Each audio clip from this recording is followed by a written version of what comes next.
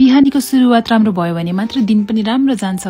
यस्तो मलाई मात्र लाग्छ कि अरूलाई पनि लाग्छ। त्यसैले चाहिँ म बिहान as much as possible social मिडियाहरूलाई चाहिँ अभोइड गर्ने गर्छु। नर्मली मेरो सबै सोशल मिडियाको नोटिफिकेसन अफ नै हुन्छ। त्यसैले धेरैजनाले कम्प्लेन पनि गर्नुहुन्छ कि मैले कतिजनाको कल्सहरू टाइममा रिसिभ गर्दिनँ, टाइममा टेक्स्टहरू रिप्लाई गर्दिनँ भनेर। स्पेसली बिहान चाहिँ मलाई बाहिरको कुनै पनि के होस् मलाई नआओस्, कुनै पनि ब्याड न्युजहरू, ब्याड मेसेजेसहरू नआओस्, ब्याड भाइब दिने खालको भिडियोजहरू पपअप नहोस् मेरो फिडमा जस्तो फिल हुन्छ। त्यही भएर पनि म स्क्रोलिङलाई चाहिँ एकदमै अभोइड गर्छु। I'll try to open my YouTube अनि म अफर्मेसन भिडियोजहरू एकदमै सुन्छु बिहान।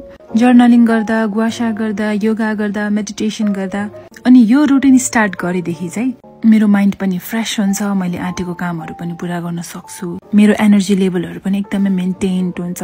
Just by turning off all the social मिडियाको नोटिफिकेसन मेरो दिन चाहिँ एकदमै राम्रो बित्छ। So give this a try. अनि गुवासा फेस ओइल केटल सबैको लिङ्क चाहिँ म मेरो बायोमा राखिदिन्छु। यदि हजुरलाई एकदमै क्युट लाग्यो भने किन्न सक्नुहुन्छ, ट्राई पनि गर्न सक्नुहुन्छ। यदि हजुरलाई किन्न आएन भने पनि मेरो सेकेन्ड भिडियोमा गएर त्यहाँको स्टेप बाई स्टेप फलो गरेर लिन सक्नुहुन्छ। तपाईँको मर्निङ रुटिन बिहेभियरले चाहिँ तपाईँको पुरै लाइफलाई नै डिटर्मिन गर्छ कि कस्तो हुन्छ भनेर।